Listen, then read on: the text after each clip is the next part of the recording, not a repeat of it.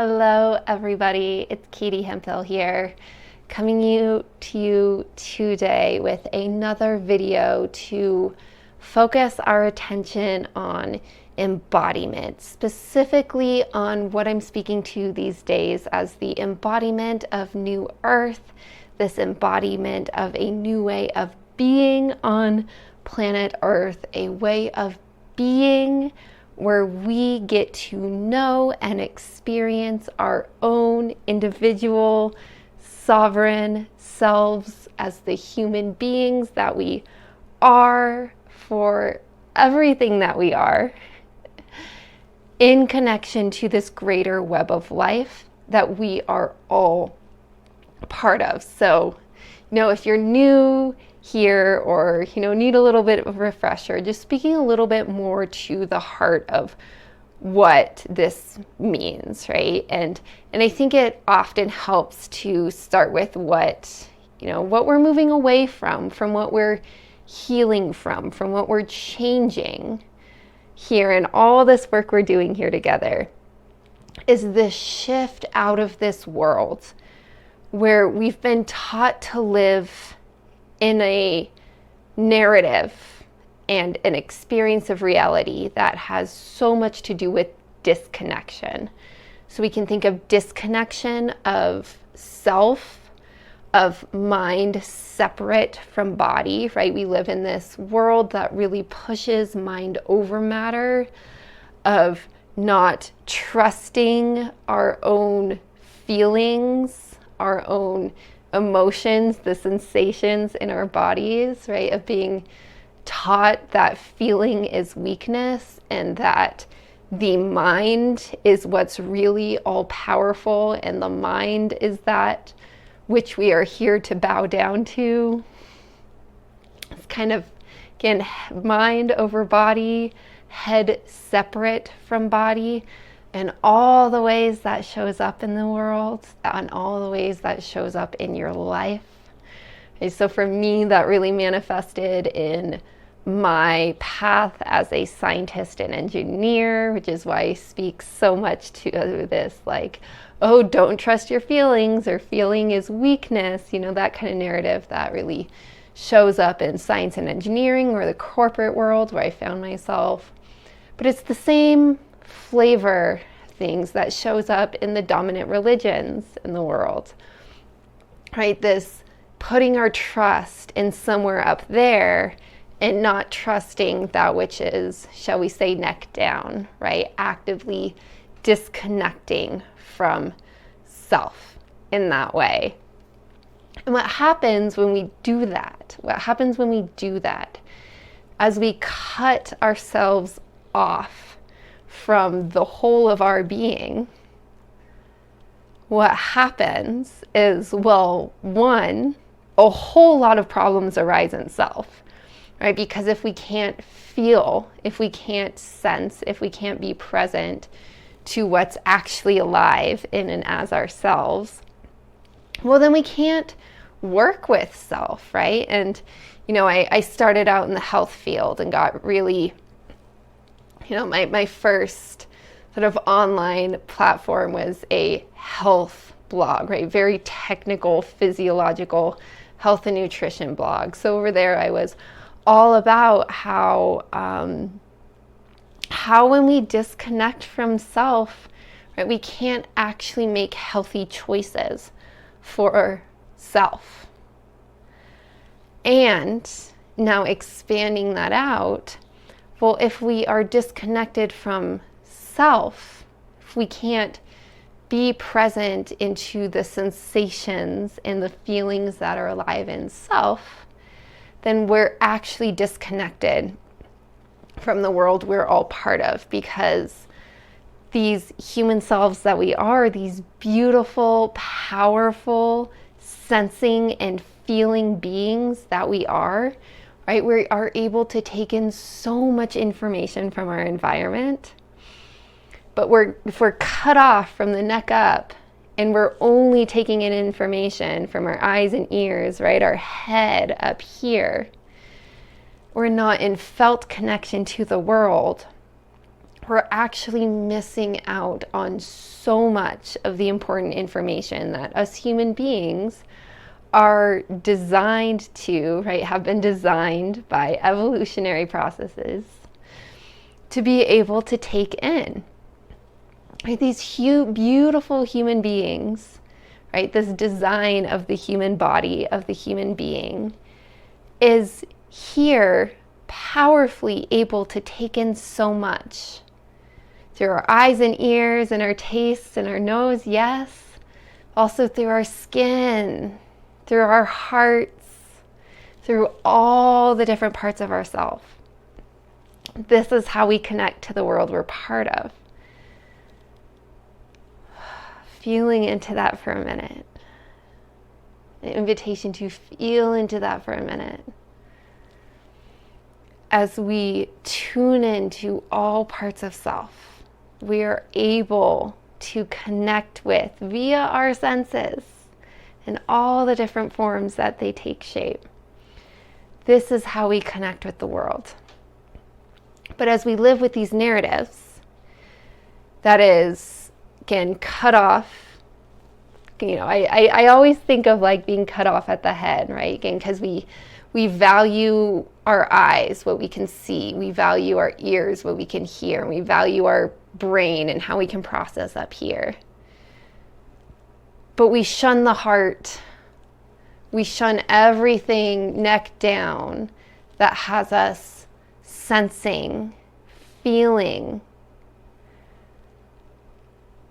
that has us sensing and feeling.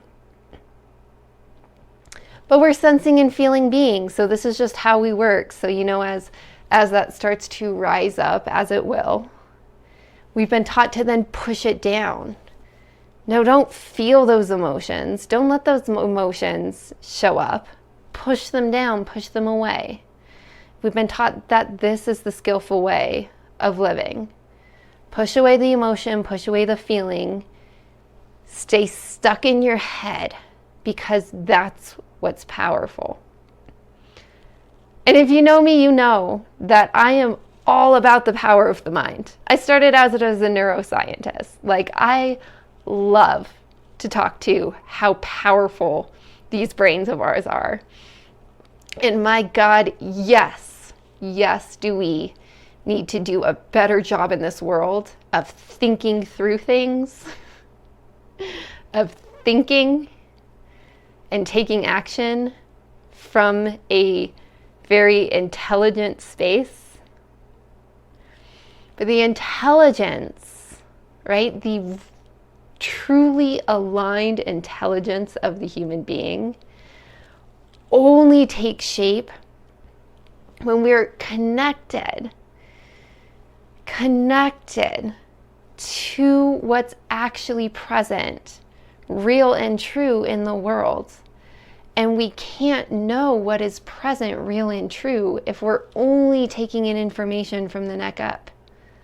We're losing out on so much of the information that's presenting itself to us when we cut ourselves off from our hearts, when we cut ourselves off from our bellies, when we cut ourselves off from our wombs, whether you have one physically or not. We have all these different powerful parts of self that have these powerful intelligences that take in information, that hold space for what is here, and that all have a place to speak to as we make decisions, as we move through life. Taking action, deciding not to take action, moving or else finding stillness.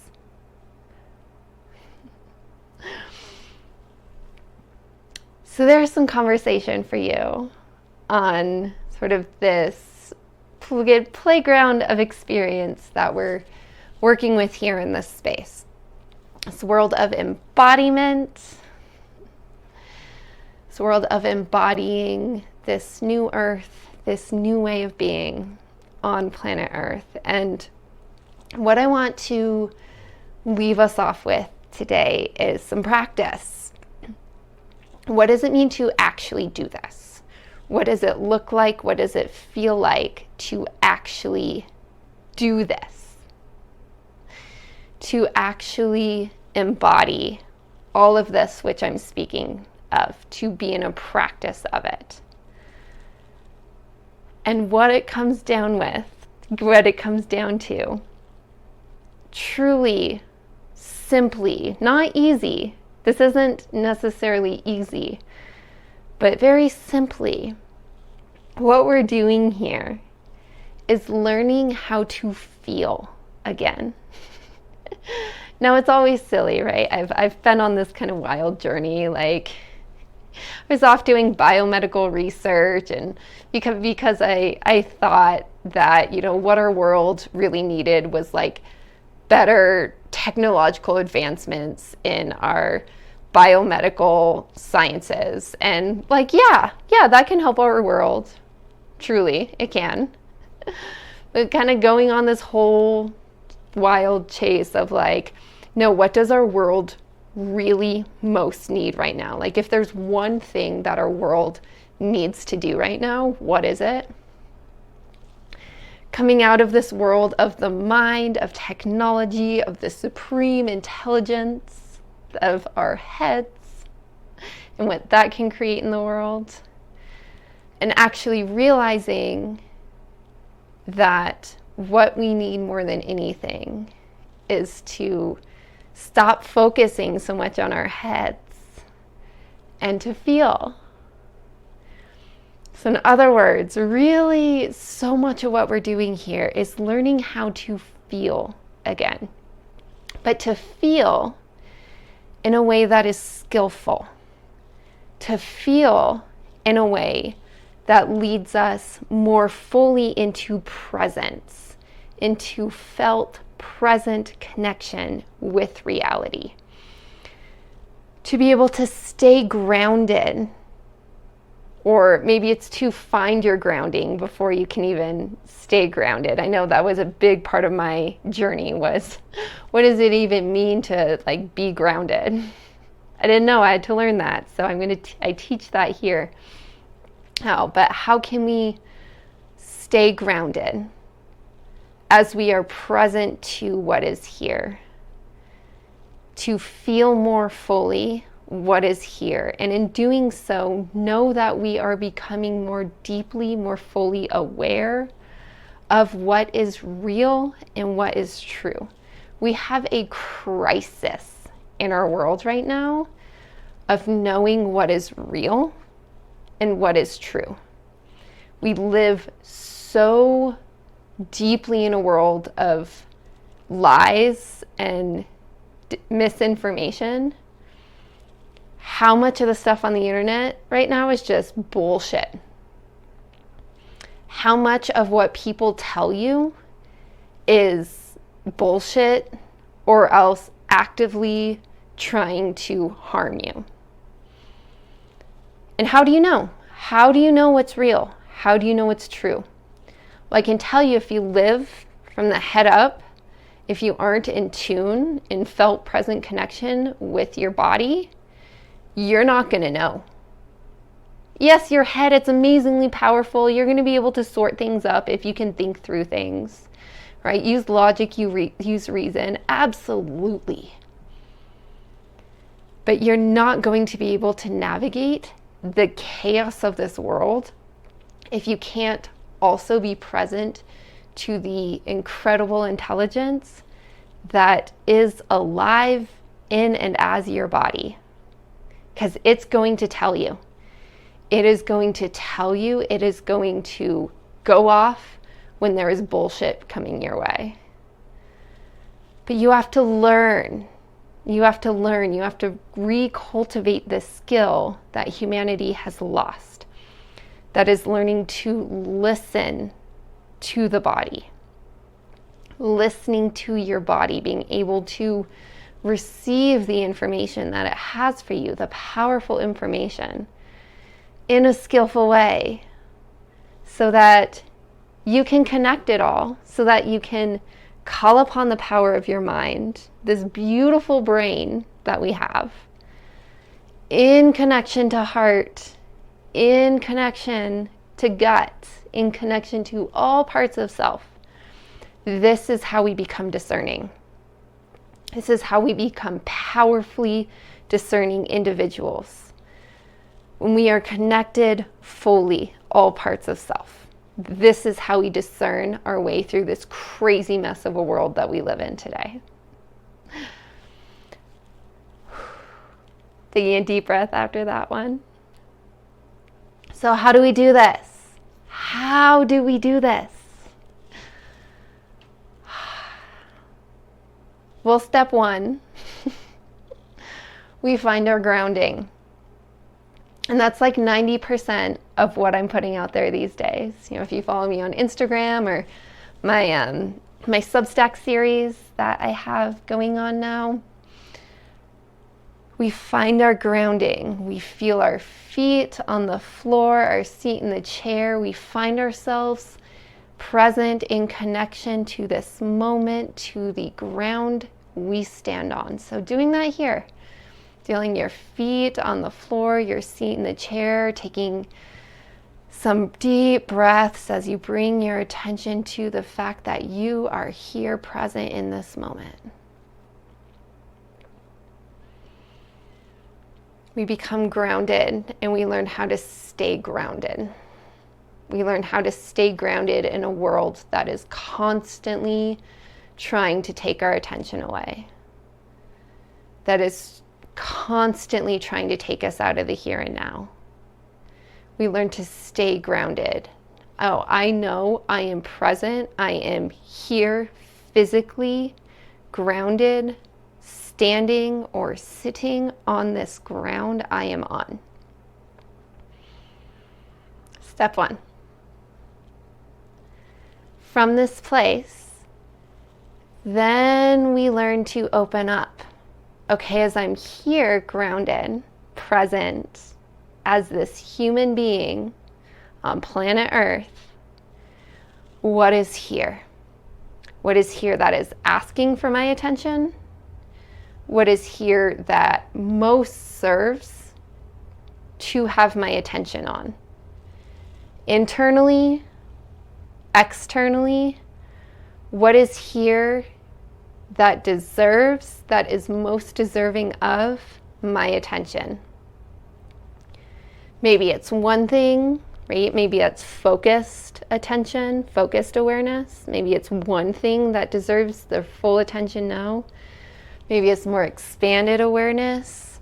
Maybe what serves right now is to be open, to be in tune with what's alive within as I'm taking in what's going on around me.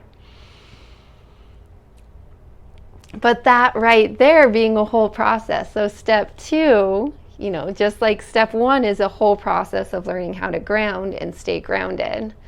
Step two is a whole process of learning how to feel, how to perceive all that is here. So whole process of learning how to perceive what is alive and present within. It's a whole process of learning how to skillfully apply our attention where it best serves. But moving on from there, we are grounded, we are present, we are in tune with what is here. So we are feeling into what is here, we are sensing into what is here. We are taking in what is here, to be seen, to be felt, to be witnessed, to be known. From this space, what do we do with it? Given what's here, is action what is needed right now? Do I need to make a decision that moves me into action, forward movement? Or right now is more space actually what's needed? Given what's here, I actually need more space, more time, so that I can either take in more or else process what I've already taken in. So calling this step 3, this is discernment. Okay, so step 1, I'm going to go through it all again. Step 1, we're grounded. We have found ourselves grounded, present here in this moment. I know I am here, present as the human being that I am, standing on the ground that I am standing or sitting or laying on. I am here and I know that I'm here. Physically, I am here. And what is here for me to take in? How much am I taking in? What am I taking in? What best serves for me to take in? Step 3, discernment. What do I do with this? Do I move immediately into action? Or do I lean back a little bit, take in more, find more stillness so that I can take in more? Or maybe it's a stillness that is a letting go, right? This is the space where then all the possibilities show up. You know, moving into action, moving into stillness, expanding our awareness more, focusing our attention more. This is all that we get to work with in this playground that is embodiment. Embodying. Whenever you use the word embodiment, right, because it's this really general term, right? And in a way, right, embodiment is just to be present in and as one's body, right? And it's like, what does that mean? Well, what are you embodying, right? And that's the question. That's the question. Like, yes, one is learning how to embody, how to be present in and as one's body, how to be present as in and as all that we are, but also to be present to what? To be present as what? And this is, again, this playground that we're working with, experiencing, playing with, all in the name of what? Of healing, of transforming our reality from the deep harm and suffering and just great darkness that is alive in our world right now into something more light-filled, more beautiful, more joyful, more radiant, more full of the highest expression of life.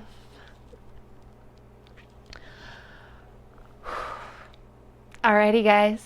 It's that time of day where the sun just starts to drop and I'm about to get blinded. And I feel very complete with this video, so I'm going to close this down for now.